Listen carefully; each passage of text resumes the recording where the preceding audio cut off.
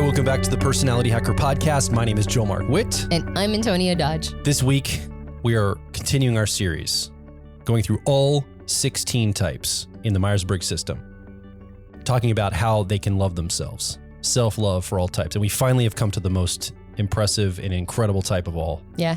The ENFP personality. That's right. We finally made it. And I know in the ENTJ podcast, we made a comment that, we might go long on this. And the ENTJs were like, no, we love it. We love when you go long. We got all these comments like, I don't think anyone criticizes you for going long. So if you're an ENFP, just be on alert. No one ever, you'll be the first to criticize. You look at the timestamp, whatever it will be, probably over an hour, because we're going to really get into this. And you're going to be like, what? I can't watch or listen to something over a minute. I'm an ENFP. What do you expect from me, people? How can you expect me to possibly watch something that's more than a 60-second reel? I almost thought of, at the beginning of this episode, just having like the list of all the data that they want, I guess, I don't know, ENFPs, and just like read off the list and be like, if you want to understand anything I just said, listen to the full show. But there you go. There's the Cliff Notes. Yeah. I don't think we're going to, no concessions. No concessions for ENFPs? No concessions for the impatient EPs. But we're special snowflakes. We expect things to be customized to us. I identify with this. That's true. Well, and you're playing that smart reverse psychology game, because now every ENFP is going to be like, no, they're not. I'm not. I'm okay with it. It doesn't work on us. And that's the thing about ENFPs, is that they have a bit of a contrarian nature. It's like whatever you accuse them of, they're immediately the opposite. Okay. Yeah. No, we're not.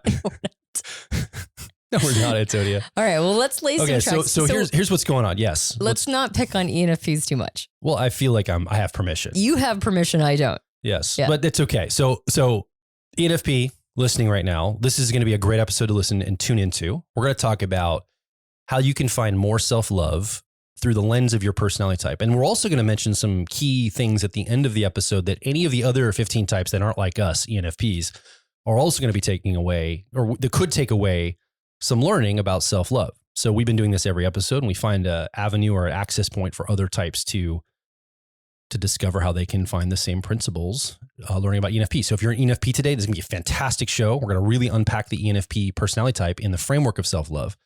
If you're not an ENFP, you're going to learn a lot about them, because we're going to go through the CAR model from our owner's manual program. So we've created an owner's manual for all the 16 types. And inside of that owner's manual, we've created a framework to understand what are technically called cognitive functions. These are the mental processes we use. That's what ENFP points to. It points to the mental processes that you use as an ENFP, or any type uses in their function stack is what it's technically called. Should we pause that and lay some tracks first to be consistent with the other episodes?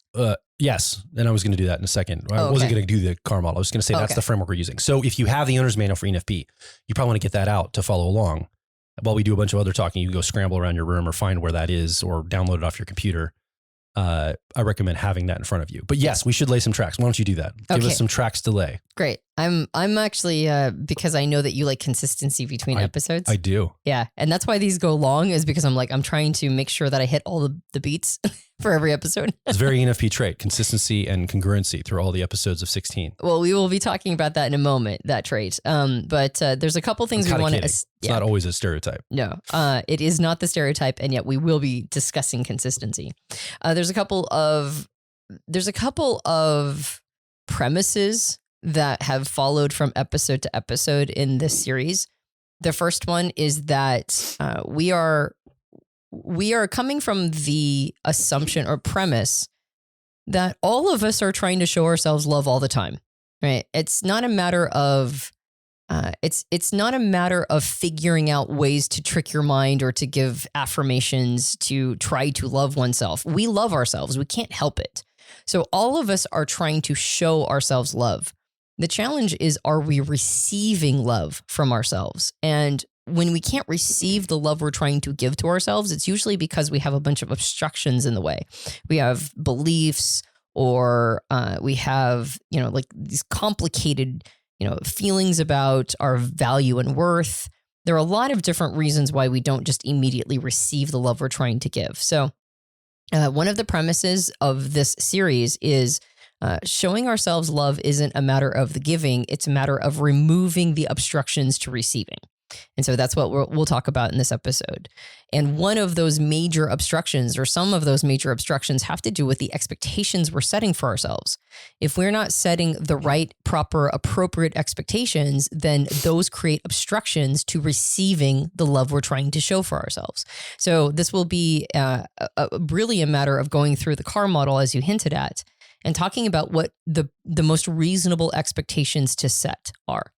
And then finally, a premise that we're going on in this series as well is that love isn't earned. We can't earn love, but a good relationship is. And we see this in relationships between people. You don't earn my love. I feel love for you, right? And I just do. And if our relationship were to end, I probably would continue to feel love for you. But, and so you're not earning my love in this relationship, but a good relationship itself, the dynamic, showing each other respect and consideration, showing each other, a willingness to meet halfway, the way we show up for each other, all of that pours into a good relationship that is earned. So it's the same with ourselves. We are not earning love by setting good expectations, but we are earning a good relationship with ourselves. We're earning that through making sure that our self-talk is good, and that while we're setting reasonable expectations, we are doing the hard work of having a good, solid relationship to self. Yeah.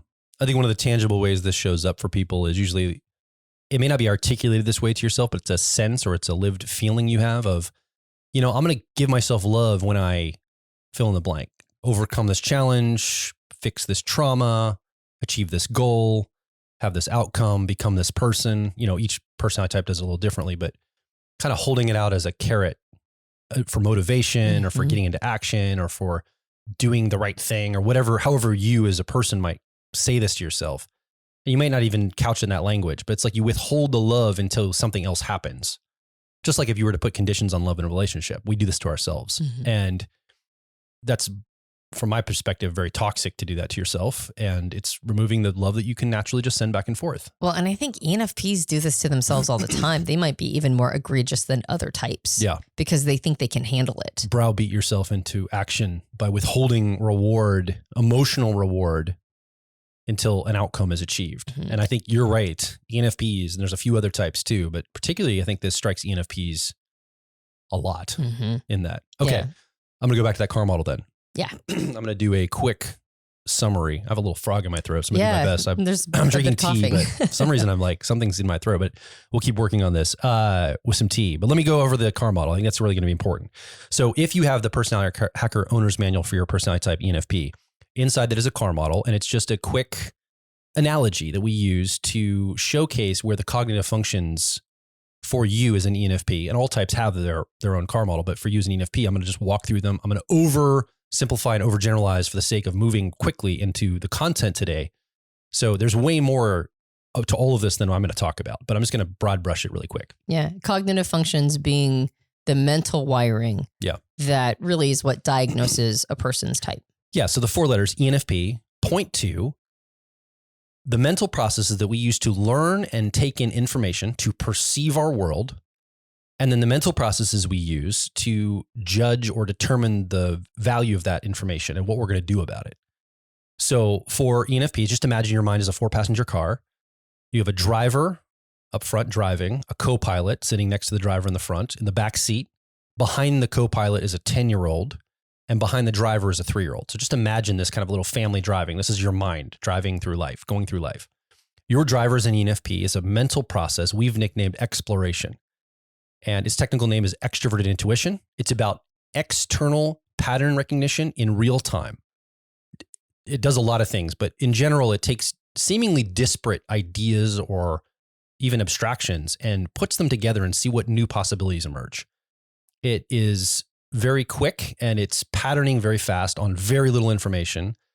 And it likes to disrupt the status quo and kind of keep at what it's seeing and see what the meaning behind what it's seeing or the connection point behind what it's seeing is actually emerging from the data or the content that it's looking at or it's perceiving or it's experiencing. But that sounds very abstract because it's a very abstract process, right? So it's not very grounded in reality. It's a very imaginative part of the ENFP. And this is what drives you. This is really where you show up to the world almost like a hero in your life. Copilot, right next to that, is a mental process we've nicknamed authenticity. His technical name is introverted feeling. And this is about what resonates with you at a core level, what your core values are, what motivates you, what you desire and what you want, and how things strike you in a very personal way, how you feel about them, very personal. And it's very interested in the person, the singular person that is you and other singular people and their personal experience and what it means to be them. This is very focused on this. And that is how you, the driver and the co-pilot as an ENFP is how you move through the world in the best way possible. These are your two superpowers, to be able to see the patterns that are emerging around you and then be able to judge and determine the quality of all of that based on how it strikes you and how it makes you feel and the motivations it strikes in you. And if you're operating from these places, you're probably a fairly healthy ENFP. And there's exercises and things you can do to strengthen these parts. We talk about in the owner's manual, but there's all sorts of things you can do to strengthen this part of you. And the fact that co-pilot is an avenue for an immense amount of growth and a ton of work can be done there. So that's the good news. That's great, right? But it's a 4-passenger car. There's a little bit of challenging news for all personality types, but we're ENFPs in particular, sitting directly behind the co-pilot sits a mental process that we call about 10 years old in its certainty and kind of the way it sees the world. Its technical name is extroverted thinking. We've nicknamed this effectiveness. This is the part of an ENFP that wants to see results, manage resource, create the to-do list and get it done, see an impact in the world, in the external world. Maybe it's project management, maybe it's leadership. It's the part of you that really wants to create something and create an impact in an external way using sequence and structure and resource. And again, it does, all of these do way more than I'm saying. I'm just broad brushing these, but that's a really important part for an ENFP. It shows up a lot and it wants to express itself and it has a lot of proving energy. It really wants to get approval that it's doing a good job. And it, just like a 10-year-old, it has some competence and certainty sometimes, but other times it's uncertain and has a little bit of challenge, and struggle making things happen potentially, or maybe bites off too much. These are some qualitative things I think ENFPs resonate with. And then sitting behind the driver is a mental process we put around 3 years old. This part of you is nicknamed memory. It doesn't necessarily mean you have it doesn't necessarily tie to memory, meaning you have a bad memory or a good memory or anything like that. Its technical name is introverted sensing. And why we call it memory is it's looking back at the past and the precedent and everything that's happened up until this point. And it's seeing all the micro and large and small changes that have happened to make this moment be the moment that we're living in. So it's looking at all the etymology, all the tracking of things that have happened and all the timeline that is up to this present moment, both for you as a person, but also for things like society and structures and institutions and all of this. And that has about the certainty level for you as an ENFP around 3 years old. So again, I just went through that very quickly, or we have an entire program dedicated just to going through that for your personality type that goes way deeper into all of those and how they work in harmony to bring you a really good life and how you can use that as a navigational tool for your life. But for the sake of this conversation, I think that's enough for us to get started because we're going to walk through now each of those 4 positions and we're going to talk about those expectations you talked about, Antonia. What's the proper expectation you can have for your driver versus maybe your 3-year-old? I think they're different. I think we've been pausing at every single episode and we're going to do that here again today to talk about the proper expectations are going to give you an avenue for self-love. If you have too high of expectations where it shouldn't be there, you're going to be demoralized. It's going to obstruct your ability for self-love. And if you have too low expectations where you should have it higher, you're also going to feel less than. You're going to, I could do more. I have more capacity here. So it's really important that we look at these and they're not all the same, right? They have different functions for you as an ENFP. And so it's really important that we have the proper expectations in our lives and in our personality. Yep, you got it. So the first 2 functions you mentioned, exploration and authenticity, or extroverted intuition and introverted feeling. Those 2 functions are functions we feel a high degree of certainty about. We feel certain in them. The driver and the co-pilot. That's right. When we are using these functions, and we know that we feel certain in them, for whatever personality type we are, our driver and a co-pilot, we feel a high degree of certainty because it's really hard to insult us in these functions. Yeah. Right. If somebody tries to, we can take it as a personal rejection, like they're rejecting us as an individual, but we don't really take what they have to say if they're insulting that part of our, like we're not good at that. We don't usually absorb that. We don't go, oh, they might be right. It's like we go, okay, that's whatever you're talking about. So we have a high degree of certainty in those first 2 functions. the third and fourth function, the 10-year-old and 3-year-old, or tertiary and inferior, what they're technically called, we have a sense of uncertainty in those functions. And uncertainty is like, it's like poison to humans. Humans hate the feeling of uncertainty. And that means that our relationship to those functions are going to be tinted with that feeling of uncertainty. So we'll talk about how that should be also informing the expectations that we have. So let's start with the first function. Let's start with the driver, or what's called extroverted intuition or exploration. And our recommendation is, in order to remove an obstruction to feeling self-love, have a high expectation for yourself in this function. And as you mentioned, Joel, if we don't have high enough expectations in the things that we are naturally talented in and the things that we have a tendency to build skill in, the reason why that creates an obstruction to self-love is because we experience disappointment in ourselves. We know we can be doing better. That's what you just said. And so it's important in our greatest strengths and talents to have a high expectation of ourselves, so that we're not disappointed in our performance, not thinking, I wish I was doing better. I wish I was more on purpose. I wish I was bringing my gifts to the world. When we have high expectations in these functions, it means that we are adding skill development to talent. And now we're manifesting the best of ourselves. Yeah. So what does it look like to have high expectations in extroverted intuition or exploration for an ENFP? Well, the first thing is seeing beyond the initial aha of a pattern and diving deeper into it, really studying it. There's a phrase that has become pretty popular, or at least it was, 10 years ago when I first heard it, which is, don't believe everything you think. And I've been thinking about this phrase a lot because as somebody, I have ENTP preferences. So I use a function called introverted thinking or accuracy. And not believing everything I think is such a game changer for me. It's when I think something, when I believe I've come to a conclusion, but it's like the first time I've really thought about it, I haven't come to a conclusion, right? And if I immediately attach to the first thing I thought, the first opinion I came to, now I haven't really processed that thought. I haven't really figured out how I really think about it and brought in other material and done the math around it. And so I've cut myself off at the beginning. I've created a conclusion from what is actually a starting point. And that's the same, I would say that same principle applies to patterning for extroverted intuition or exploration. The patterns come quickly. They come really fast. Yeah. But don't believe every pattern that you think, right? Like, don't believe that first initial. We can use our gut instincts. We can definitely have a high degree of certainty in them. But having a high expectation for this function doesn't mean that we just allow ahas to strike us. It means that we study those ahas. We take a moment to think about it. We take a moment to dive a little deeper and understand maybe the systems that live underneath that, or the whys of it, or the how of it.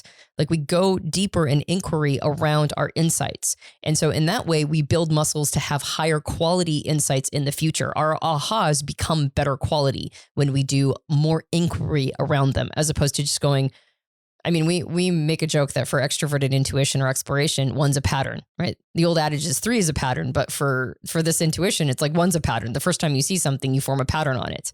Well, that's not high quality patterning. And yet, because it is such a high degree of certainty for us, we'll believe the first pattern. So having high expectations means that we don't just believe our patterning from that first initial insight, that we go a little further. We figure out why it was a pattern for us. We see sort of the guts of it. And then that way we're building more skill, because we then understand why that pattern holds water. All right. Why there's some legs underneath the pattern.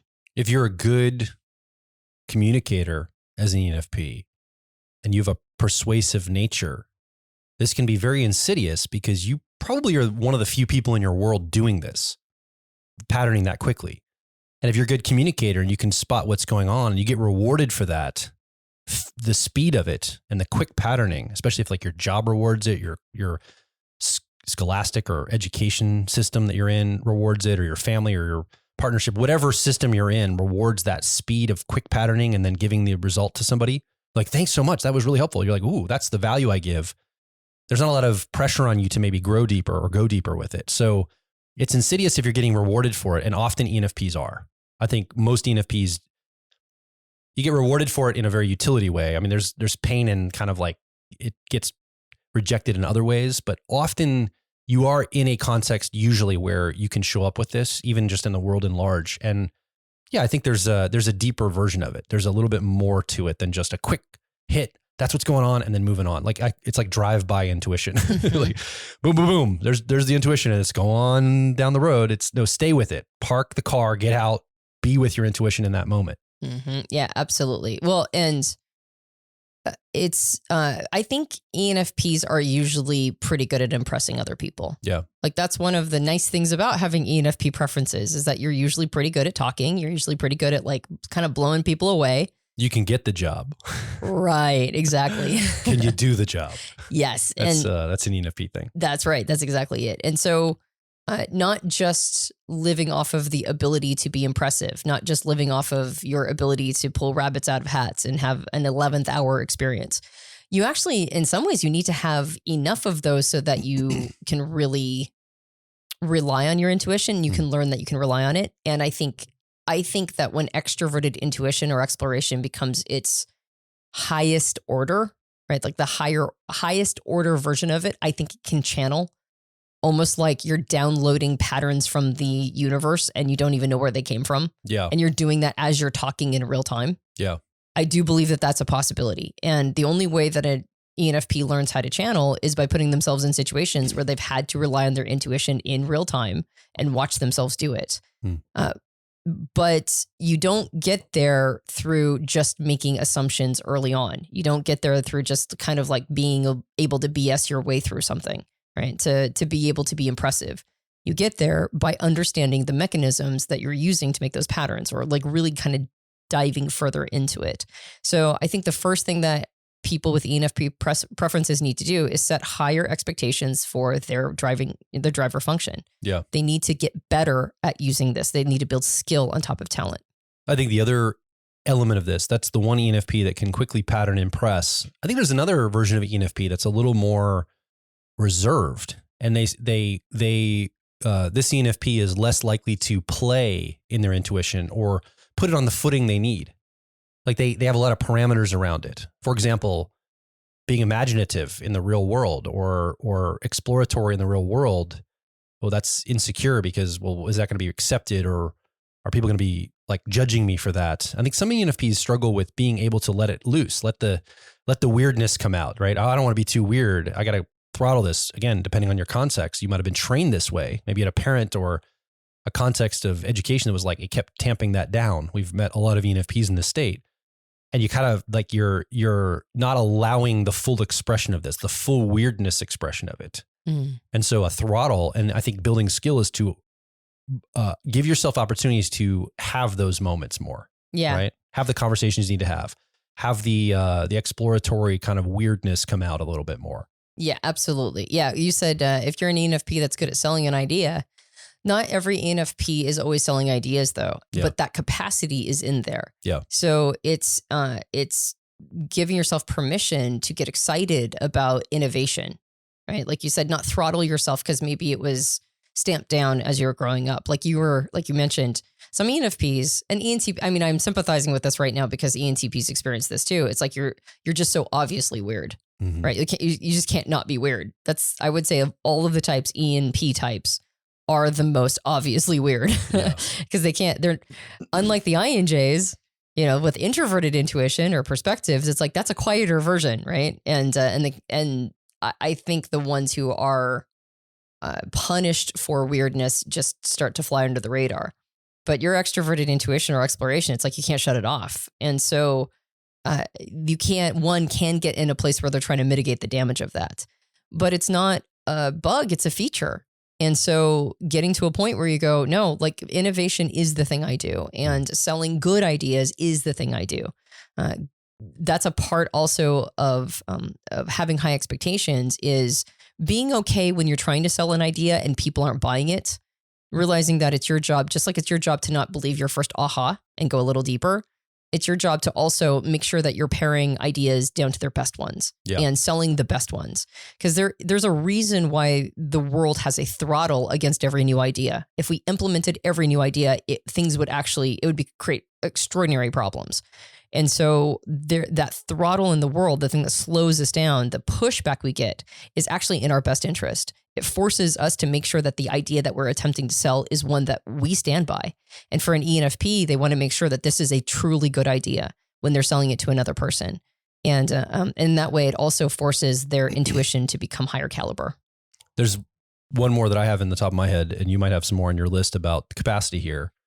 There's also the ENFP, and this is me, so I'm speaking from personal experience, that walks into a room and assumes that the world in that room was just created the moment they stepped into it. So they enter maybe talking or kind of a dominant process there. That extroverted intuition or exploration is very dominant, and it's like, well, my idea clearly is the best, and maybe interrupting people.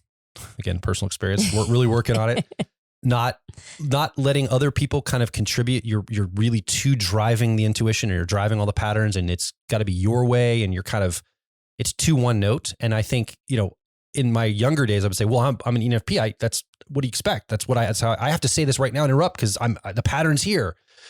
Well, I've learned that I can grow skill and capacity for slowing down a little bit and letting other people's ideas come in, and then using those as well in the entire intuition of it all. And I think when I was younger, I was much more likely, and I still struggle with it sometimes, cutting people off, overriding, just bulldozing with the intuition in the room and not letting, because there's other people that have other ideas that will add to it and make it better. But that's something that has to be developed in skill. And when you're so fast with this process and it just drives everything in your life, that's not always obvious to you as an ENFP. You have to realize, oh, wait, if I can just slow it down a little bit or interface or be interoperable with it, it actually strengthens it. It doesn't maybe have the speed it once had, but man, it's still pretty fast, and it's really deep when it comes up with insights and connections. So you can stretch it and exercise it by weaving other people and the interoperability into that process. Yeah, it's really important to find people who will play in that playground with you. Yeah. I think. And that's a high expectation, I think, to be able to stretch there and incorporate others. Absolutely. You're talking about almost like a solipsistic perspective, right? Yeah. I invent the world as I walk through it. Yeah. And I think when there is a more dominant energy to the ENFP and when they don't have a lot of people around them that can play in their sandbox, I think that ends up happening. And I think it is, I think the higher expectation is, well, I have to find the people who will challenge me. Yeah. I have to find people who can play in that sandbox and help me refine my ideas and for sure. Throttle myself down to be able to interoperability with them. Mm-hmm. Be interoperable with them. Right. Is the frame. Yeah. Exactly. And so whether or not you're somebody with extroverted intuition or exploration as a driver that has been overly throttling yourself, or one that has been almost bulldozing, the higher expectation for both is to find a center point where you are bringing yourself, your innovations, your assertion around, the higher quality patterning that you're doing. Because I find that the ones that throttled themselves are usually doing more thinking around their patterning. Yeah. They were forced to have higher quality thinking. Otherwise it was rejected, but they're not asserting themselves as much. Or maybe not as fast. Right. And then you've got the types that assert themselves maybe too fast and they need to throttle it a little bit. But there's a center point here. There's a balance in the middle. And so finding that balance for the function it's hard. It's really difficult. There are so many rewards that come along with being imbalanced in this way, right? There's a lot of things that there's a reason why you made the choice to be this way. And so you're going to have to give up some of the benefits that come with sort of being a more throttled version that is trying to do the fly under the radar, which is very hard to do, but sometimes ENFPs attempt it, or the ENFP that is like, nope, it's a feature, not a bug, and I'm going all in. There are benefits that come with either one, but there's still a need to find a balance and a center point in the middle. Yeah. And that higher order, again, if you can find that balance, there's a lot of capacities waiting for you on the other side, including like what I said was channeling. Now, what is channeling? I don't know. I just know that the function has the capacity to almost in real time get downloads from the universe as one is talking. And I think public speaking is a fantastic way for an ENP to learn how to, to kind of trust that the next word is going to be available for them. So impromptu public speaking or extemporaneous public speaking, and then brainstorming sessions. Brainstorming sessions are very, very, very important for people of this type. And that helps them, like you said, be more collaborative in the intuition to understand that other ideas are helping them build higher quality ideas themselves. Yeah. So embracing innovation, but also embracing collaboration at the same time. Any other comments about the driver before we move on? I think the last one is this is a very adaptable function. And so learning how to not just be adaptable to skirt problems or be adaptable to, for ENP types in general, adaptability is oftentimes like their get out of jail free card for not doing the thing they were supposed to be doing, right? Yeah. So it's not just skirting responsibility or trying to get out of stuff that you don't want to do. It's actually an adaptability to ameliorate situations, maybe unexpected situations, into opportunities, turning them into opportunities for growth in particular, or opportunities to build greater skill. And then also using this part of you, because this is a very effervescent function. I almost think of it as being sort of carbonated, right? It's like it's possibilities thinking and what if, and it's very optimistic. So maintaining that sense of carbonation, that sense of optimism. Yeah. And that ends up being very inspiring to other people. Like you're a model of optimism. So that's an expectation. An expectation is that you will model optimism. Now, that doesn't mean that you're always going to be in a good mood, nor should you believe that. And it doesn't mean that it's your job to always be optimistic in behalf of other people. It's just the function itself does better when it's optimistic. And so having that be your set point, even though there are times when you, of course, will dip down, not feel as good, that's okay, right? Give yourself permission to not constantly be on. But also understand that if you're not feeling optimistic and you've not been feeling optimistic for a long time, that's probably something that needs to be attended to in your intuition. Yeah. You talked about balancing this function of exploration. And as we move over to the co-pilot now of authenticity, technically called introverted feeling, we're going to talk about it in a silo of itself, but it will help you balance your driver. These two things come in tandem, and as a 1-2 punch, you can operate your life very well by having both of these working together. And so as we talk about this in isolation, don't forget that it's going to serve as you develop the co-pilot in particular, it's going to genuinely serve the driver a lot, and it's going to help temper it and give it what it needs. It's going to slow it down. It's going to have it be empathetic or sympathetic to walking into a room, talking, and interrupting or bulldozing or throttling. You can use the co-pilot a lot to help refine the driver, is what I'm trying to say. Yep. So as we tune to this, keep that in mind as an ENFP. So in your car model, if you're following along from the owner's manual, let's go to the co-pilot. Let's talk about the expectations here. What are some proper expectations at the co-pilot level? So this function is also a function that has a high degree of certainty attached to it. But, and this is something I've mentioned in the other episodes of this series, there is a model that our friend and coach, Dr. John Beebe, invented that talks about each of these positions having a kind of energy that follows it. And the driver function, he calls it has a heroic energy. So it's like that driver is the function that we always want to be solving all problems with. He says that the co-pilot, or the auxiliary function, technically the auxiliary, has a bit of a parental energy that comes along with it. So unlike the driver that feels certain and in a heroic way, right? Like I'm doing this for me because I know that I'm great at this. Yeah. This is more of a certainty when helping guide other people, when helping be like in almost a parental way. Now, parenting is, and we've mentioned this in the other episodes, parenting is a thankless job. And it requires a lot of responsibility, a lot of sense of stepping up and contributing, even if those that you're contributing to will never thank you, or maybe they will at some point way down the line when they're like way older and have their own kids, maybe then.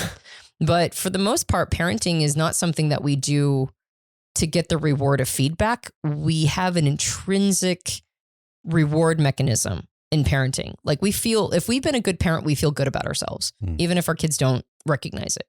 So there's that's important to understand when recognizing that this is a high degree of certainty function, and it has a tendency to be used in behalf of other people.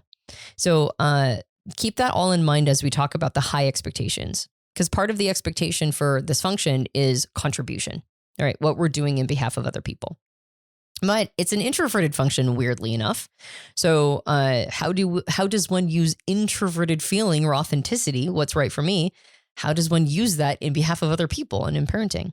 Well, the first thing is high expectations means a high degree of introspection. It means being very in touch with how you are experiencing things, how things are making you feel. And it also means that in order to swim in that world, you're going to have to get good at emotional processing. You're going to have to figure out techniques and strategies to sit with your emotions, to allow them to do full cycles of processing, to get to the other side, to feel catharsis and relief from your own emotional experience, and to be able to understand what that means about you as a person. These things that impact you in these emotional ways, why did they impact you that way? What does it say about your values? What does it say about your identity and who you are? What does it say about your experience? What does it say about your motivations and intentions and desires and drive? All of these things need to be the ENFP needs to be very in touch with these things, and not in a lip service way, not in a I know who I am and that's the end of it way, but in a maybe I don't know who I am as well as I thought I did. And maybe I need to do some real spelunking inside, not make the assumption, not have a degree of certainty that I know who I am and what I stand for. But just like with the intuition, don't believe everything you're patterning. Don't always assume you know what you're feeling. Don't believe every feeling, right? Really understand it, really get into the guts of it, and see it from all, like really truly experience that sense of relief and catharsis that comes on the other side of true emotional processing. I think this will metricize or show up for you as an ENFP by you admitting your motivations or reasons for things, like truly admitting to yourself. You don't have to admit it out loud, but like, yeah, that person made me feel jealous or envious, and I acted out because I felt like they were going to take something that was mine, or yeah, I have to admit to myself that's what was driving it. And I think an ENFP that gets to that place, that's the metric for this being developed well and operated well. So then you also know your desires too. Like, what do you want? It's like, I know exactly what I want, or like, I pretty much know which direction I want. I kind of know what's going to resonate or not resonate with me in a desire way. So I think desire and motivation, those are the two levers. Like, know what I'm desiring and why, and what is motivating me and why. Really being honest with myself. If you're an ENFP that can say that and really tune into that, I think you have a lot of development here. I think that is the expectation you're speaking to, Antonia. Yeah, emotional honesty, not with other people. You made me mad, or I'm feeling sad, but emotional honesty of like, yeah, there's some things motivating me that probably aren't all noble. Yeah. Right? Maybe I'm not 100% noble in everything I'm doing, and this means not doing things like virtue signaling. Right? It's not having an affectation or a performance of something. Yeah. It's being the real deal. It's being the real thing. And it's not even bad things all the time. Like, for example, there was a moment with, I have ENFP preferences. So there's a moment with our two children, Sawyer, who's 16, Piper, who's 11.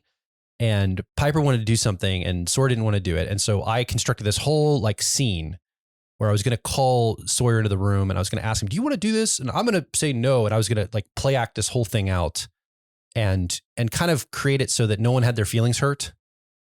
And it actually went terribly wrong. Like, I tried to create this little scene and like kind of obfuscate the truth of what was going on. And it all kind of fell apart, and it actually made it way worse than if I was just very direct. And I'm like, so it all broke apart. I sit and I'm like, what was going on for me? Why did I do that?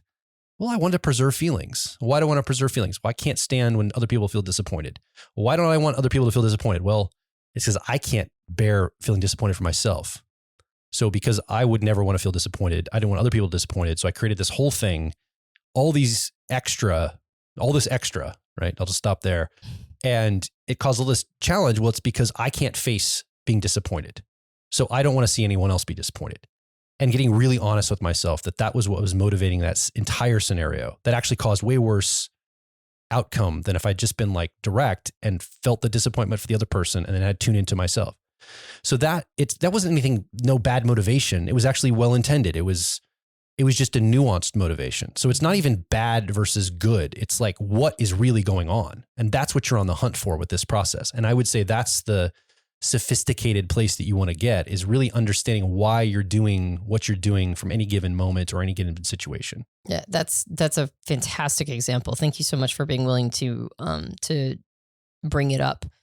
And that's where the parental energy comes in too. Like you are literally a parent of these two people that you were having this experience with. Yeah, that's true. But I think it's a great example of how introverted feeling or authenticity wants emotional experiences for other people. They want them to be able to feel a certain way. That's part of the parental, it's like, I want you to be able to protect from feeling a bad way, right? Protect from feeling a bad way, feel certain positive emotions. I want you to be able to be totally free to be yourself. Right. This is very common for EFPs to parent the world and specifically their children by allowing them to be totally individual, unique, like however you want to show up, I will totally honor that.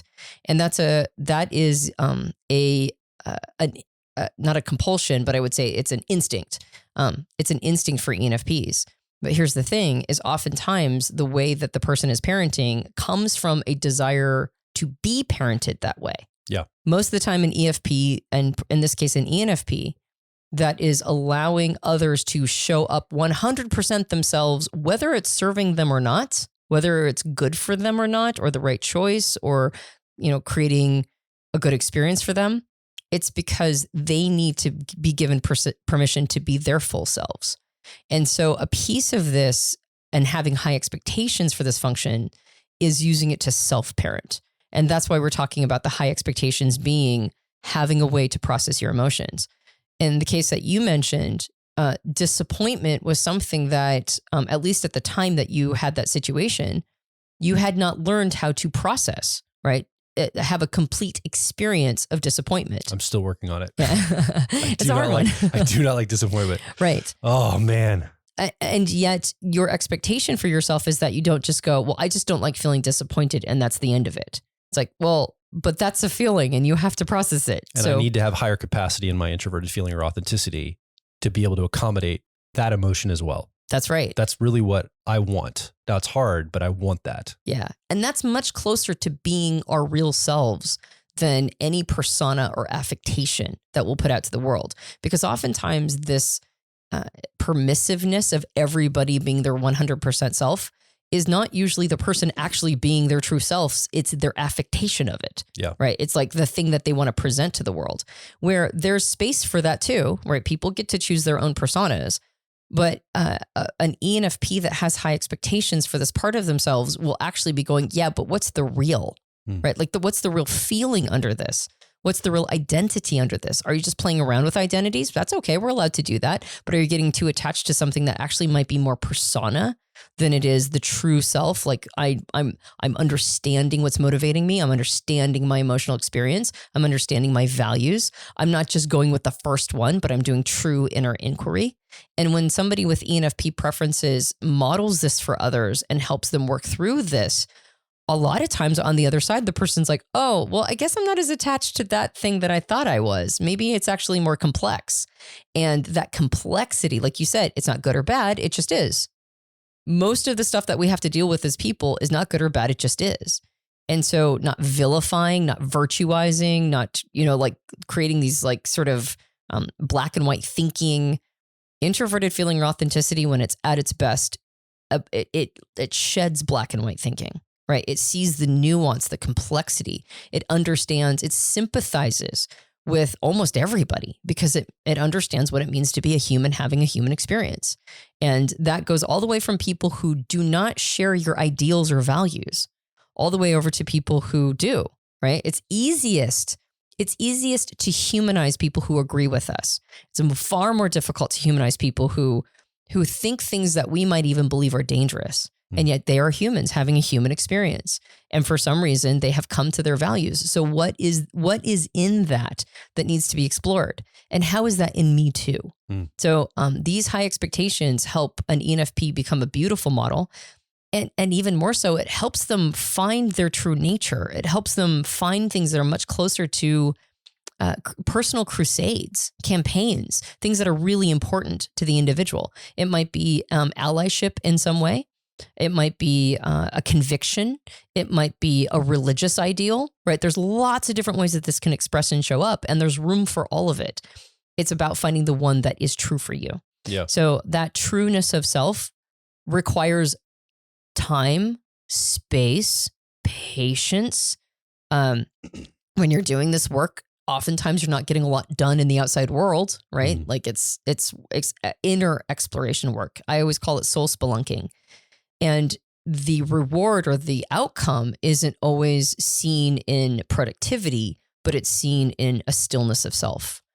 It's seen in when you do enough emotional processing, you can tell from the person because they have kind of like their nervous system is sort of quiet, right? Mm. They're not like agitated. Not everything is super high energy. Not everything is like vigilant. Like they're just kind of calm and centered because they know themselves and they're accepting all of themselves. And so I don't think that that's an unreasonable expectation for this function. Yeah. Any other comments on the co-pilot? I would say that when an ENFP hasn't had super high expectations for this part of themselves, oftentimes they struggle with boundaries because they don't always know where they end and the other person begins. That's introverted feeling or authenticity work. And so setting good boundaries is usually a sign that they're working on this. And this is good for themselves and for others. And then I would also say that self-care is usually a component to this. If a person is really honoring themselves and showing true respect to the self, which is part of what comes along with, really understanding the self comes with compassion. It comes with an awareness of what's good for you. And so self-care is also a symbol. And then also self-care for others, like understanding the importance of self-care in general. So not pushing other people too hard, but also part of self-care is doing good things for ourselves and pushing ourselves and overcoming obstacles. Yeah. And so it's like recognizing that we don't push people too hard, but we also don't give them too much slack. Yeah. And that is also the relationship that an ENFP should build with themselves. I think also without higher expectations from this process, it can be inappropriate deference of authority to outside entities or people. Mm-hmm. So if you feel like you don't have sovereignty in your life and you're as an ENFP and you're like, why does this system or this institution or this person have so much authority over me? It's an inappropriate authority. It probably means there's some work that you need to, it's kind of along the lines of, it's probably how you'll codify or think about the boundaries. Mm-hmm. You'll think about it probably in authority lines more than like relational boundaries. Mm-hmm. You'll probably think of like, can they tell me what to do? Do I have to take my orders from this? Or how do I see the moral drive of this authority in my life or something? I think it's really attuning to say, well, I need to have self-authority, self-sovereignty, to know that I'm a complete entity within myself without needing an authority outside of myself to guide. I can attune to those, but that's me deciding to attune to it. It's not overriding my own sense of self. Mm-hmm. It's very nuanced and it's possibly complex for some people listening, but I think that's really the key here is self-sovereignty and self-authority in this area. I think that's an absolutely perfect thing to mention because otherwise it sounds a little too like extroverted feeling maybe, which is boundary setting in relationships. I think the concept of sovereignty is perfect. Yeah. It's like, am I a sovereign person? And when somebody with ENFP preferences doesn't feel sovereign, weirdly enough, they have a tendency to reject all authority. Yeah. Right? Because it's almost like a reaction to not feeling whole and of the self. But when they have a sense of self-sovereignty, when they understand that they are a sovereign person, they're far more likely to be cooperative, actually. Yeah. Because they don't feel like they're losing anything in the transaction. That's a good metric then. Yeah. To kind of just look at your cooperation versus like pushback on that. Mm-hmm. And then finally, I think it helps with building good relationships. If you haven't done a lot of your own processing, right? If you don't know yourself well, if you have a bunch of, I almost think of it as like emotional plaque inside that needs to be worked out, then it's hard to invest emotional energy in other people. And so when introverted feeling or authenticity is, when it's working really well and one has high expectations, there's a desire and a willingness to pour emotional energy into other people. And so relationships become less shallow, right? They become deeper. And it's a willingness to show the self to somebody else, right? Because I think there's this great quote that says, when When we fully accept ourselves, other people relax in our presence because they know nothing will be rejected in them, since nothing has been rejected in the self. And I think that's like a willingness to show vulnerabilities, because nobody can use it against you, because it's not like nobody can go, well, I'm pointing something out inside of you that you don't know. And it's like, okay, that's fine, because I accept that too. So it's really a matter of accepting the self, and to a point where other people can read it off of you and know that they will be accepted too. Now, that doesn't mean accepting things that you find you want to change. What's that? That might need to be changed, or you want to change, right? Yeah, or accepting things that are against your ethics, like behaviors, right? It means accepting people, not necessarily accepting their behaviors. But there's still, we accept ourselves without accepting all of our behaviors, right? Which is the recipe for positive change. So it leads to more intimate relationships as well. We will be right back. Hey, it's Joel from Personality Hacker. So a big reason people get into personality types is usually to improve their relationships with other people. And you can understand key differences between you and someone else when you understand how type works. So clearly, personality type is applied to relationships. But what about the relationship with yourself? Well, personality type can also help you navigate your career, or maybe an educational path that you need to follow, or other opportunities that present themselves, and it helps you know which are the right choice for you. And ultimately, personality is the key to unlocking identity-level worldview and life purpose. It all starts with getting the owner's manual for your personality type. In this owner's manual, we cover the basics of your personality, and then we dive a layer deeper to connect your personality to your relationships, your career, your worldview, and identity. Because we believe it's your life, and it should be designed for your personality. So start your owner's manual journey at personalityhacker.com. When you access your owner's manual, I recommend focusing on the ideal day exercise first, because when you start crafting your ideal day, you're being mindful about the type of lifestyle that you want. So designing a life around how you're naturally wired makes sense, and you can finally stop fighting yourself. So come discover and develop your unique personality at personalityhacker.com. Now back to the show. Okay, that's the good news, by the way, for ENFPs. This driver and co-pilot, exploration, authenticity. Let's talk about the challenging news now. So let's move back from the co-pilot. Right behind the co-pilot sits a 10-year-old mental process. Again, we've nicknamed it effectiveness. Extroverted thinking is the part of an ENFP that gets the job done. The leader, the inner leader that's in you that may want the higher position and the take charge energy. Maybe it's focused on resource management. Every ENFP is different, but often this can show up as the drive, the professional side of you, the one that wants to accomplish, see an impact, create resource, maybe generate wealth or success. And it's got about the sophistication of a 10-year-old. And it's the polar opposite of introverted feeling, this extroverted thinking. It's almost like a coin that you have two sides to. It's the exact opposite of introverted feeling. And so if introverted feeling is tuned into the self and what's going on for me and my motivations, extroverted thinking doesn't care about that. It wants to see results. I don't care how you're feeling. Let's get the output. Let's get the thing done. Let's manage this resource. Let's not take the individual into account. That's going to mess up the system out here. And so you can already see within your own personality, these two processes are in, you could say, conflict or opposition to each other in a way. It's almost like if the one side of the coin is up, the other one's down, and vice versa.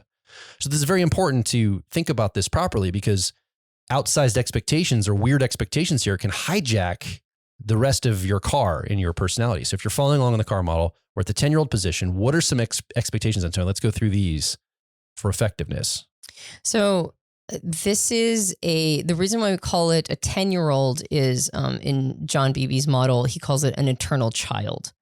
And it comes with some eternal child energy. Now, it's the first time in our function set that we run into a sense of uncertainty. Our first two functions, we have a high degree of certainty in. We feel pretty confident.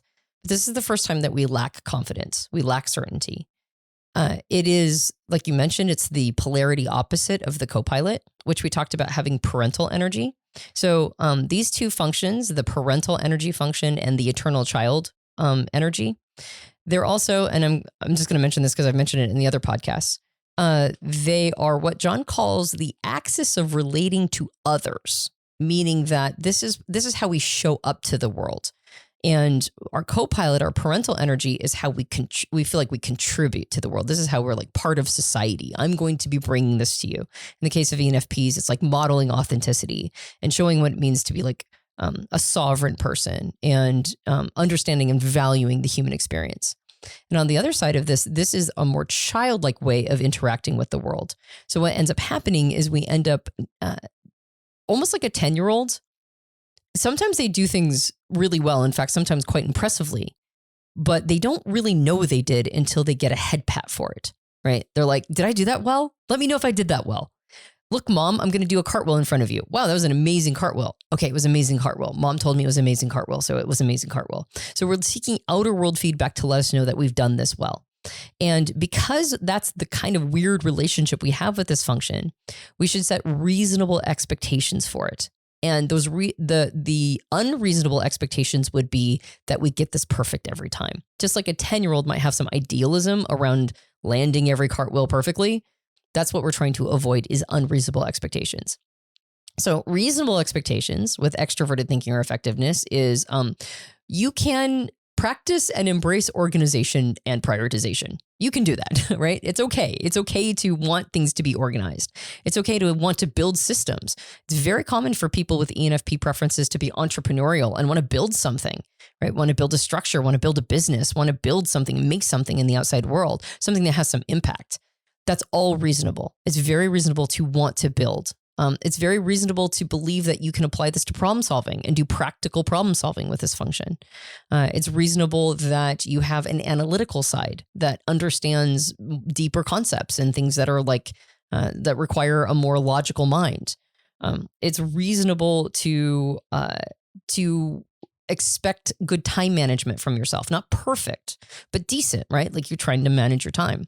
And this one is sometimes hard for ENFPs. Some ENFPs have mastered it, but a lot of ENFPs struggle with it. It's also reasonable to expect yourself to have some candor, right? To be able to communicate directly when things are important to communicate. So it doesn't mean that you're transparent in all ways, but you can be candid, right? Candid about your opinions, candid about the things that are going on for you. You mean when you have a situation with your kids, you don't create an entire scene to help emotions. You just say it directly. What's going on? You got it. That's what you're talking about. Not that that's ever happened to me, but. Exactly. That you said that you did like 20 minutes ago. That's right. So yes, candor is a reasonable expectation. More directness. Mm-hmm. Unreasonable expectations is that you're going to nail all this on the first try. Okay. So the idea of being an entrepreneur, it will always be a struggle to finish strong. It will always be a struggle. And to believe that you're always going to finish strong and do it beautifully every time is an unreasonable expectation. So to beat yourself up for that is it's building sandcastles on the beach, right? If you expect yourself to nail it the first time every time, you're going to be constantly disappointed. Another thing is that your time management will be flawless, that you will be perfectly organized, that your problem solving will always come up with the best solution, that you will always know the right thing to say, right? And in the situation with Sawyer and Piper, it was like you learn the lesson in post. Yeah. That is a lot of what happens with this function. You're going to learn a lot of things in post, and that's okay, right? Don't expect yourself to nail all of this the first time. Yeah, I think the other way this can show up too is really believing that you have what it takes in a resource way, energy, time, money, to be able to manage all the loops you keep opening with your driver process, quite frankly. So as an ENFP, you have all these new ideas and they strike you. And it's like, I want to do that and I want to do that. And before you know it, you might have 20 projects running. And to believe that you're going to actually be able to do a good job at all 20 is nuts. You probably couldn't even do a good job at 5 of these. And again, from personal experience, I'm speaking. You usually get like 1, maybe 2.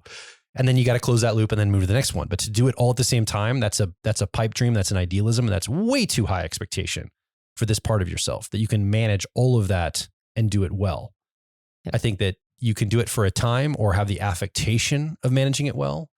But once that breaks down, you're headed for a crash. And I think a lot of ENFPs have this boom and bust cycle. Yes. And disappointments and feeling like a failure because they just bit off way more than they could chew. it's not that you're a failure at all, like holistically. It's just, you just have too much you're doing at one given time. Yeah. Yeah. It's, I think the way that a lot of ENFPs, the language in their mind is I have to be productive. Yeah. So it's an overemphasis on productivity. And, but I think it is experienced in opening too many loops and having that idealism around the ability, like I have sufficient resource to close all the loops that I've opened, even though I have a very complicated life and already I'm already spinning a bunch of plates. So, I think that like, I need to be productive. Sort of the overemphasis on it indicates that you have too high of expectations. And just like we mentioned before, if you have too low of expectations, you're going to deal with sort of a disappointment in the self, right? Like I could do better. But if you have too high of expectations, you're going to be disappointed every time you fail. And this is the first place where reasonable expectations really need to be considered. And also the idea of how am I seeking head pats, right? Like in what ways am I doing too much, maybe overcomplicating my life because I'm seeking approval from the outside world? And just recognizing that that's a mechanism. And so there are ways that this can get, it's almost like it tricks you. Yeah. Right. It's like if I have all the things that are the markers of success.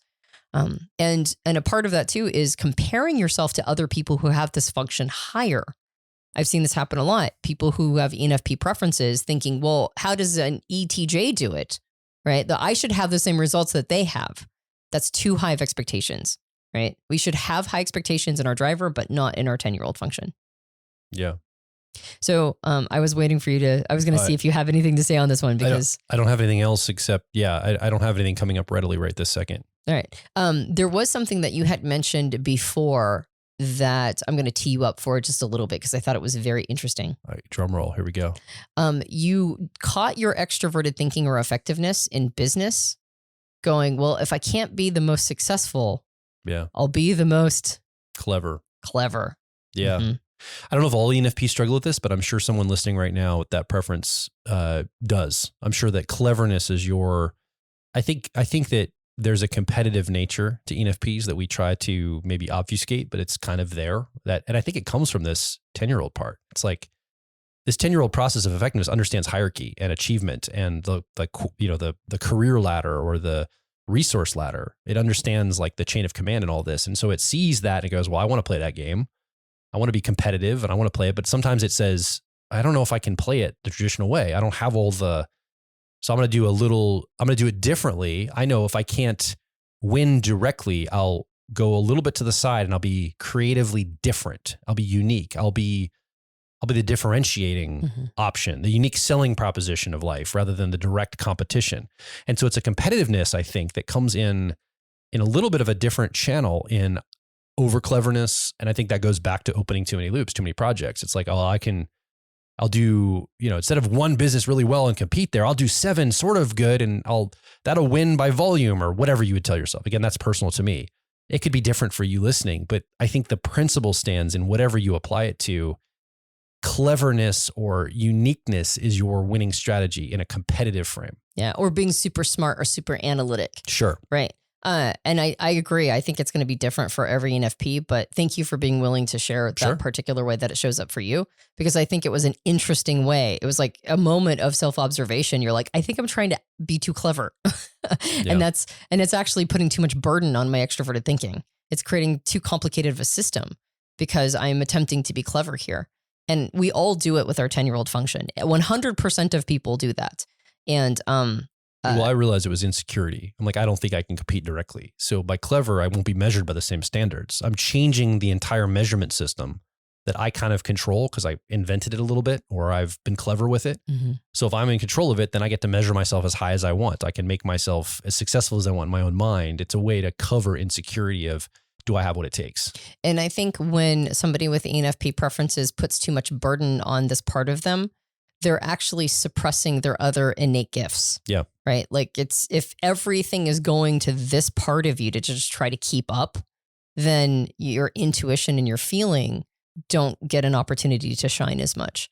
And so it's just something that somebody with these preferences needs to like make sure, am I putting too much of a burden on this part of myself? Am I having too high of expectations? Yeah. Am I really worried that I'm going to fail and I'm just like loading myself down now? But at the same time, differentiating can sometimes be not playing the game the way that other people play. And so not getting the same reward that other people do. And so an expectation of ENFP can have of this is that, no, I can be a successful human being. I can have success. I just need to make sure that I'm not in a hamster wheel. Yeah. An example of this was we started our membership program a few months ago.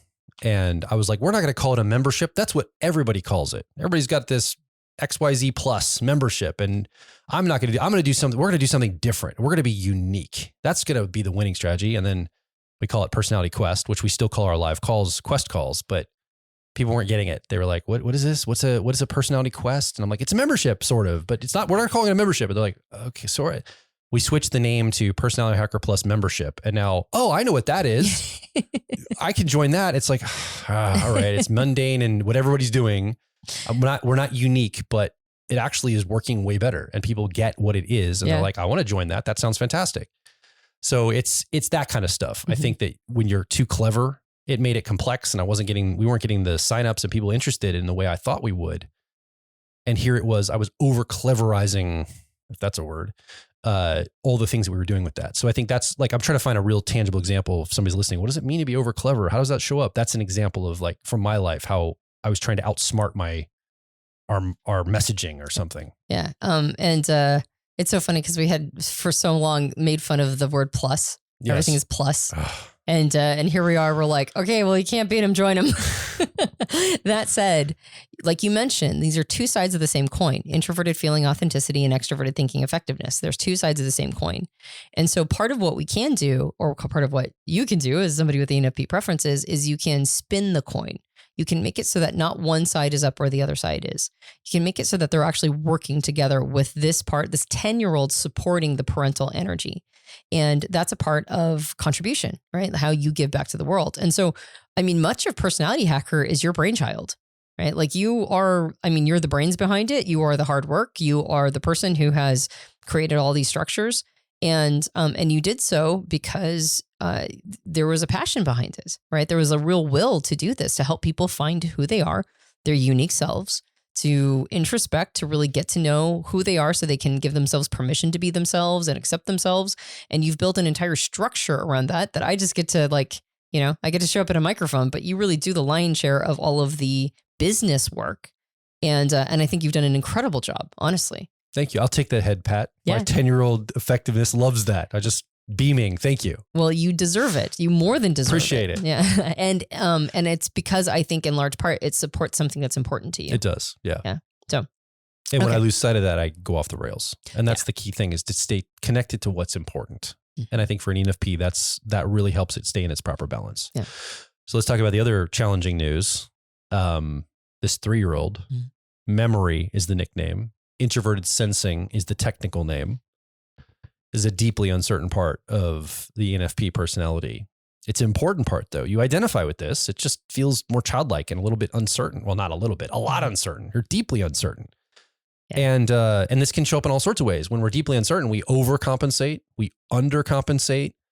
We have a hard time having nuance or fidelity to things. We kind of over black and white thinking around them. And this happens for ENFPs here too. So let's talk about, clearly we're not going to expect a lot from this, from this part of an ENFP's mind or cognition or personality. So what is the proper expectation here at the 3-year-old place? Well, I wouldn't say we don't expect a lot. I would say we have to have a reasonable expectation. Fair enough. Well, the one expectation that we all have to have, no matter what our personality type is this function we will never feel a sense of certainty in it. Yeah. We have to expect that there's always going to be a question mark. Unlike the 10-year-old function, the child that feels uncertainty, but then looks around and goes, did I do a good job? And gets a head pat and goes, okay, I did a good job. This part of us, this inferior part, it won't receive a head pat. It doesn't feel a sense of certainty just if it gets validation from the outside world. Like, we have to integrate it. We have to build a good relationship with it. It's an in-house piece. The co-pilot and the 10-year-old are part of a relationship we have with others. But John calls the driver and the 3-year-old, or the dominant and inferior, he calls that the axis of relating to ourselves. So this is our relationship to ourself. And that means that the uncertainty that comes along with it That's why we feel deep uncertainty, because there's no way to validate it. There's only ways to integrate it. Yeah. So what kinds of expectations should we have? Well, first, we'll always feel uncertain. It will always be a bit of a stretch. It will always be something that we have some sense of struggle around. That's an expectation we should feel. It will never feel comfortable. So we have to expand our comfort zone to include its uncertainty. Like, uncertainty in this part of us needs to be a part of our and like we expand our comfort zone to include it, right? So we can feel a sense of at least familiarity with the uncertainty that comes here. So what are some of the expectations and specificity that we can feel? Well, we can do, or somebody with ENFP preferences can do reflective learning from the past. All right. You can reflect on your experiences of the past and learn lessons, vital lessons from them. It's not the expectation of just running away from your past or believing that that doesn't define you, believing that you shouldn't have to think about what came before, or that there might be inconvenient information in there. That's letting yourself off the hook too much. Yeah. You won't be consumed by these memories, but you do need to process them. So a reasonable expectation is that you can process your experiences from the past. Another reasonable expectation is that you can develop a routine. That is something that can happen. You and I have talked a lot about how for people with ENP preferences, it might look more like a rhythm than a routine. It might be seasonal. It might be something that, you don't go work out at the gym at the same time every time you go, but it's like a block of time. It's like, sometime between 4 and 6, right? So it's like a rhythm of it. And it might not be the same day, but if it's not this day, then it's definitely the next day. It's more of a sense of responsibility to self-care, to the responsibilities we have to the outside world, to making sure that we're showing up for the things that we need to show up for. It's just feeling a sense of consistency and continuity to our responsibilities. And that's very reasonable for an ENFP to experience.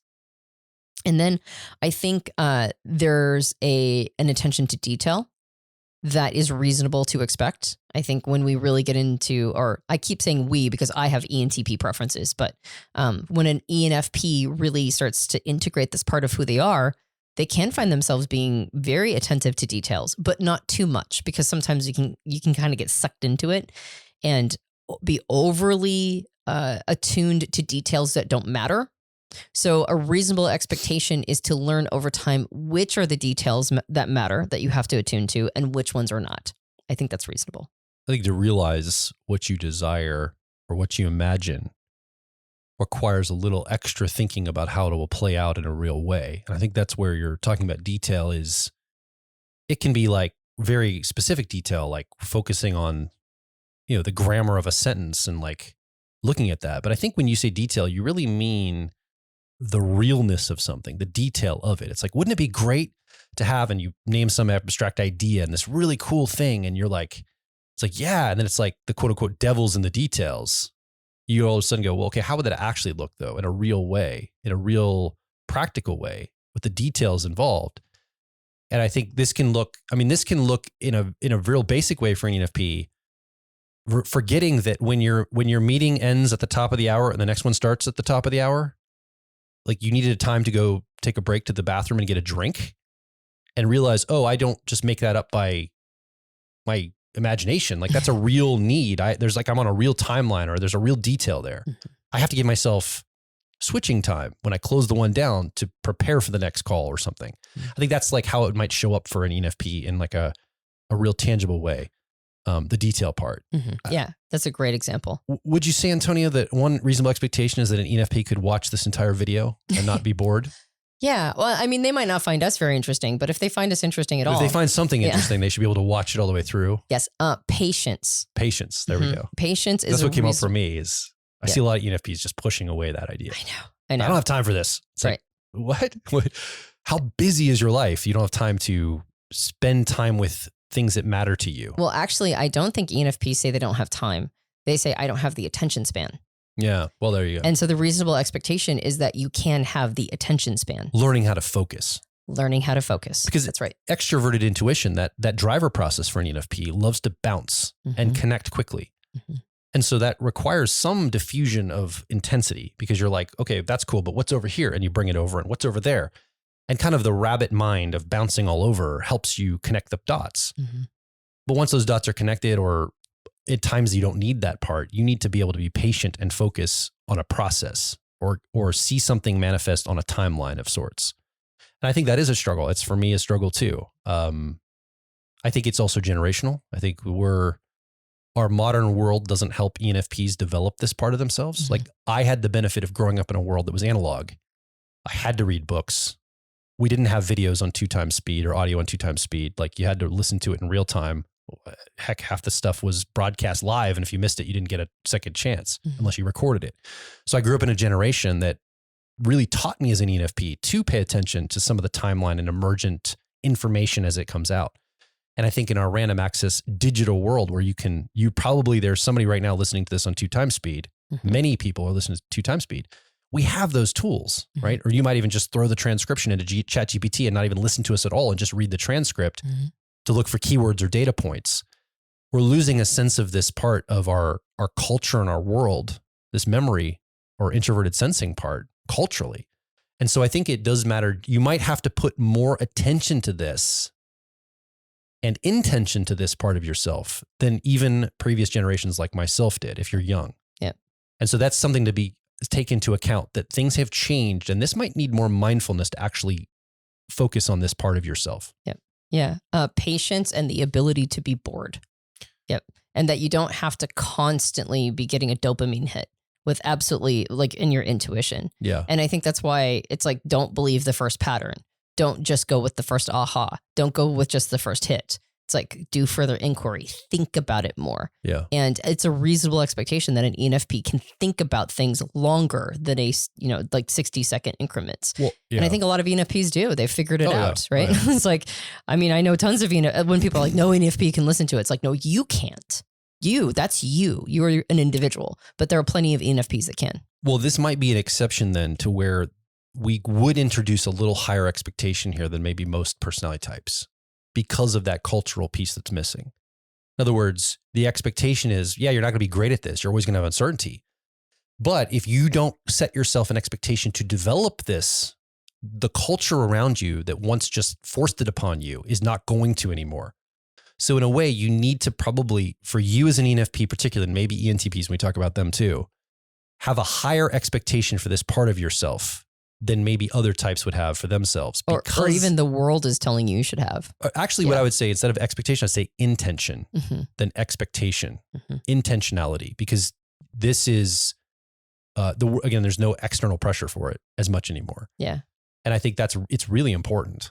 Well, and if you notice, that's why I said reasonable expectation, not no. Exactly. That wasn't like, no, I'm not saying that one should have no or low expectations for their 3-year-old or inferior function. They just need to have it reasonable. They just need to understand that things are always going to be a bit of a struggle. It's always going to be kind of hard. When we talk about rhythms and routines, you're probably going to have to do a lot of refinding your rhythm, meaning that you'll get disrupted because extroverted intuition or exploration is a disruptive function. That's what it does. It disrupts. And so you're going to do a lot of disrupting your own routines and rhythms, and you're going to have to refine them. And sometimes it takes months to do that. But the reasonable expectation is that you will refine it, and you need to keep trying. You need to keep trying to stretch your attention span. You need to keep trying to refine your rhythm and routine. You need to continue to develop appreciation for the details, right? The devil's in the details. You need to keep, like, the expectation is you don't stop trying. And then as you try, your capacity expands. You get better at these things. And that includes appreciating tradition and appreciating where we came from, right? Like, all of these are part of it. So the expectation is it's hard and you have to do it anyway. Yeah. And when you do, you get rewarded. Yeah. Well, certainly your intuition and your feelings can ride on top of it and perform better. Right. And you'll know that you're doing introverted sensing or memory well when you have a higher capacity for acceptance. So introverted sensing is post-processing our experiences, or experiences in general. Sometimes it's post-processing other people's experiences, right? Through reading or whatever. but it's processing experiences. And when we process our own experiences, we know we have a complete processing cycle when on the other side, we experience acceptance. So it is reasonable to expect somebody with ENFP preferences to be able to do a complete process of an experience and to be able to get to a place of acceptance. Now, it might take a while. Again, the expectation is it's always going to be a struggle. It can be hard to do, and yet you can do it. That is a reasonable expectation. Anything else for the 3-year-old inferior process you want to mention before we move on? Well, just like with the co-pilot and the 10-year-old as a spinning coin situation, we can do the exact same thing with the driver and the 3-year-old because they are also a polarity. That intuition and that sensing also create two sides of the same coin. And when they work together, that's like a spinning of a coin. And that creates what Carl Jung called a transcendent function, which is it's more than the sum of its parts, right? And when sensing, introverted sensing or memory supports extroverted intuition or exploration, particularly in a relationship to ourselves, what we find ourselves doing is we become ourselves, or somebody with ENFP preferences, they find themselves becoming wise. Like it's wisdom that gets given to the intuition. They're able to dive a little deeper, to have a little bit more patience, to understand the implications of their actions, to understand the implications of their intuitions, to not just sell every idea that comes to them, to not wait to the 11th hour every time, but also to be able to have that intuitive skill that is seasoned with a lot of experiences, right? Like to integrate all of those previous experiences, I think is part of what gets them to that higher order of channeling. It's like, oh, I've been here before. I've seen this before. I know what pattern this is. Oh, this is a hard one. This was a difficult situation, but I have seen myself process it. So I know that it can be processed. So now I have higher quality information to bring to my intuitive pattern recognition. So when one brings it into their intuition, now the coin starts spinning and now they have access to all sorts of skills and capacities, which again, creates higher expectations. So as the premise of all of this is when we don't have these good expectations, these reasonable expectations, we find ourselves not being able to receive the love we're trying to send to ourselves. And so like not giving up on these parts of ourselves, not giving up and watching ourselves become more transcended, we just start to receive love like crazy. We just start to appreciate who we are and who we've become and all the things we've gone through.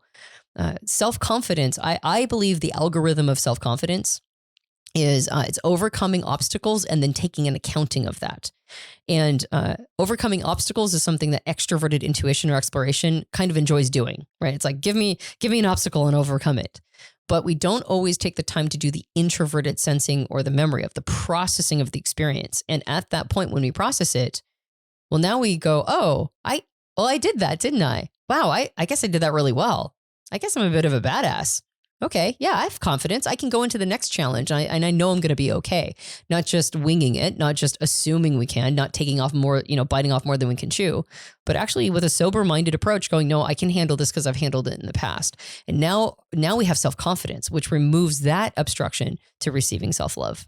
So let's tune into what you other 15 people types can learn from us ENFPs. What's some lessons? Before we do that, let's just do a quick review. We've talked about the ENFP personality, and we talked about the CAR model that comes from our ENFP owner's manual. And the owner's manual goes way deep into some of the concepts we've been talking about in that CAR model. But the CAR model talks about the driver of exploration, extroverted intuition, the co-pilot of authenticity, introverted feeling. Those are the two strongest and highest expected parts of you, right, as an ENFP.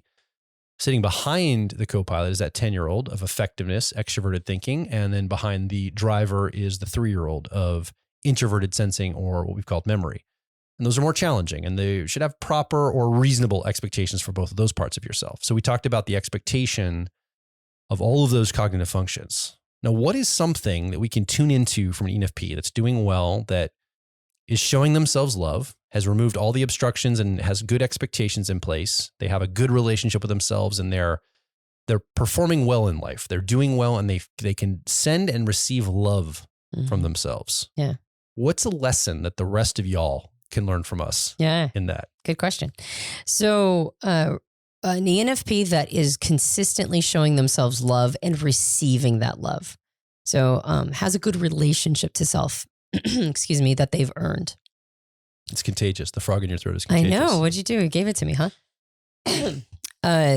What we see is, I'm gonna call it something weird, but I called the ENTP one something weird too. I'm gonna call it a visionary closer. All right. So what is a closer? A closer is somebody that completes the job, closes the loop, right? And it's not uncommon. Finishes strong. That's right. It's not uncommon for people with ENFP preferences to be quite visionary, right? They see the future possibilities. They see how things could be different. There's a disruptive part of them that just wants to disrupt the status quo and create a different, maybe better future. So there's usually a visionary aspect to an ENFP, but there's not always that closing part. And oftentimes when an ENFP needs to close loops and be more responsible, sometimes they lose a little of that intuition. It's like they're not allowed to be innovative. They're not allowed to be visionary. So when an ENFP has figured out how to spin those coins, right? How to transcend some of this and remove the obstacles and obstructions to feeling self-love, you see them have both qualities. They marry both the visionary aspect and the ability to close loops. So you've got somebody who sees this vision of the future. It doesn't have to be a save the world vision. It can just be something that they can build and make happen. A vision for their family, a vision for a business, a vision for something in their world. A movie they want to make. Exactly. Whatever it might be. Right. A project that they want to manifest. And with the discipline and dedication, with the patience that comes along with integrating introverted sensing or memory, with the ability to organize and prioritize that comes along with the extroverted thinking or effectiveness, but also that innovation plus the drive that comes from introverted feeling and authenticity. All of that allows the ENFP to still have those visions, but have reasonable ones that are that they're able to manifest, ones that aren't too big of a pull, one that doesn't burn them out, one that is in alignment with their values and what's important to them and who they see themselves at. And with some patience and understanding that things happen over time, right? Incrementally over time, which is something that introverted sensing or memory reminds them of, that things don't just happen overnight, that it takes some patience, it takes some follow through, it takes some consistency. And with all of that, you get somebody who can show the world how to have a vision, but then also so be creative, be innovative, see outside the box, but also have the discipline to be able to make it happen and to finish strong. Yeah, that resonates a lot. And I think that the co-pilot of authenticity is the big lever here in a lot of it, because what it really means is the quick hit and the excitement of a new idea can create a lot of initial motivation. But you need something that's like a burning ember that when you don't feel good and you got to get up early and work at this thing, or it doesn't feel as, exciting anymore, you're able to continue the sustainable movement. I don't think that's going to come from a routine, like only. Like you can use a routine to help support you, but the drive has to be a really deep inner drive of this matters to me as an ENFP. This outcome, this vision I had that I got real excited at the beginning. The going's getting tough right now. This is hard in the middle of it or near the end of it to finish strong, to close it out like you're talking about. But there's a satisfaction in staying strong with the conviction or the motivation or the pull that part of you has that, no, this is the right choice. I'm still on the right path. Mm-hmm. And it requires you check in early when you feel the excitement to say, is this the right choice? Because that excitement can override that resonance or the core value or of motivation you might have as an ENFP. So you have to really throttle that for a second. Go, is this really what I want? Is this really what drives me? Is this really the outcome I desire? And if it is, I think you can connect to that and that can pull you along to be that visionary closer. Yeah. So you have the idea, but then you have to have the fire along with the support of both, like you said, extroverted thinking and introverted sensing, effectiveness and memory to support that drive. And so that's why the co-pilot is so important for ENFPs. Well, and you have to believe in yourself. Yeah. Right. That's part of that ember is I believe that I believe that I'm capable of doing this, but I believe it's right. Like it's personal to me. So I believe in myself and I'm going to pull from the times in the past that I watched myself overcome obstacles and get through the less rewarding middle or end. I know I can do it. I've seen myself do it and I believe in myself. Yeah. And so that's a person who can finish strong. Yeah. So there's a lot more here for you as an ENFP, and hopefully you got some insights into how you can have a relationship with yourself that shows love and receives love. One of the key things to remember is love is not earned, like we said at the beginning. It's something that is freely given, but that relationship with yourself is the channel that love is sent on. And so when we talk about expectations, again, the goal is not to say like beat yourself up or, I'll give myself love when I do all these things that Joel and Antonia just said on this podcast. No, you want to be able to send and receive love immediately. This is to increase the quality of the self-love you're sending and receiving. Mm-hmm. And the other thing to remember is love is a verb. Love is tied to action. It's tied to outcome. It's tied to behavior and real things. Like it's not just something you sit and ruminate on. You show yourself love by doing loving things for yourself and to yourself. Like you put yourself in situations that show you love, and you set yourself up, like getting good at expanding your attention span and focus, and you're, maybe sticking on a more of a rhythm or routine of life. It's hard. It doesn't feel good. But that's actually an action that's communicating love to yourself. Mm-hmm. It's kind of like self-trust. It's like, well, if you say you're going to do something and you don't do it, you're going to erode self-trust. Well, if you say you love yourself, but you're not acting that way, are you really in a good relationship with yourself for that love that you naturally want to send? Right. So I think that's really important, that it's an action-focused, real-world, tangible thing. It's not just an abstraction. This is something we can do and measure based on how we are loving ourselves in those ways. Yeah, I think that's a really good point. And so make sure that the signal is clear. Yeah. Right. The love signal that you're sending, make sure it's clear so that you can receive it. And that it will be obvious through actions. I think that's a great thing to end on. You want to be an ENFP that goes a little deeper? We have our ENFP owner's manual that talks about that car model. It goes way deeper into a lot of the growth strategies for your personality type. Whether you're tuned to career paths and what you should be doing with your life, relationships and getting along with other people, or self-identity and understanding yourself. Those are the three usual areas people approach personality types with. This owner's manual really goes into the ENFP personality, and it's an incredible course. I would recommend going to personalityhacker.com and getting that owner's manual for your type, or any type if you're a different type. I think that it's really a fantastic starting point in your life and in understanding your personality more and how it really impacts your day-to-day living. And then obviously, while you're there on our website, I'd love for you to come over under this podcast and make your voice heard. We haven't had a third microphone here set up, but you've been part of this conversation. You've been listening to myself and Antonia talk. Well, now it's time for you to come and make your voice heard. Come over to personalityhacker.com.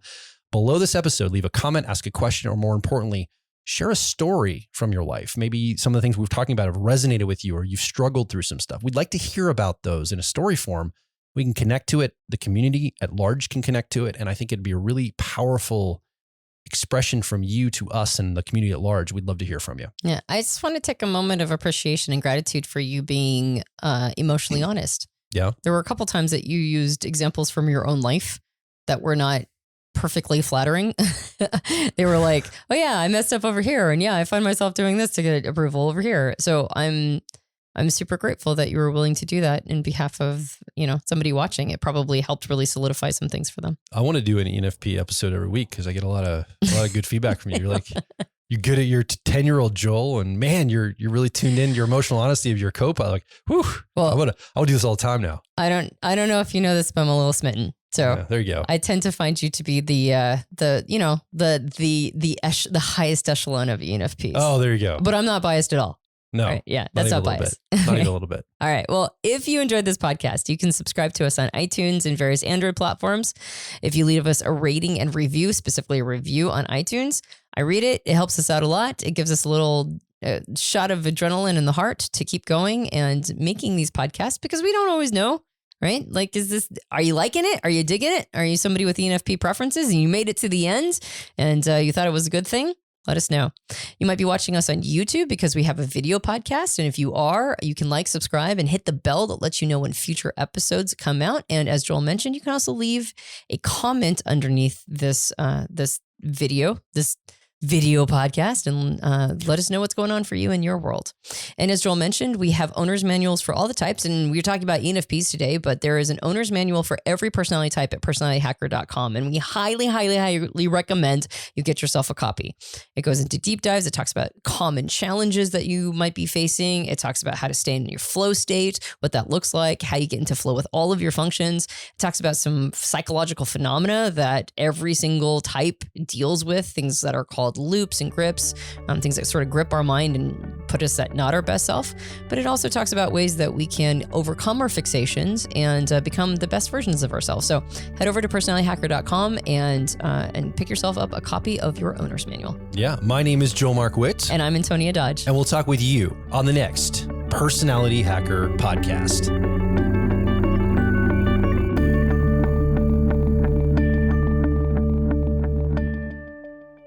Hey, it's Joel from Personality Hacker. So a big reason people get into personality types is usually to improve their relationships with other people. And you can understand key differences between you and someone else when you understand how type works. So clearly, personality type is applied to relationships. But what about the relationship with yourself? Well, personality type can also help you navigate your career, or maybe an educational path that you need to follow, or other opportunities that present themselves, and it helps you know which are the right choice for you. And ultimately, personality is the key to unlocking identity-level worldview and life purpose. It all starts with getting the owner's manual for your personality type. In this owner's manual, we cover the basics of your personality. And then we dive a layer deeper to connect your personality to your relationships, your career, your worldview, and identity. Because we believe it's your life, and it should be designed for your personality. So start your owner's manual journey at personalityhacker.com. When you access your owner's manual, I recommend focusing on the ideal day exercise first. Because when you start crafting your ideal day, you're being mindful about the type of lifestyle that you want. So designing a life around how you're naturally wired makes sense, and you can finally stop fighting yourself. So come discover and develop your unique personality at personalityhacker.com.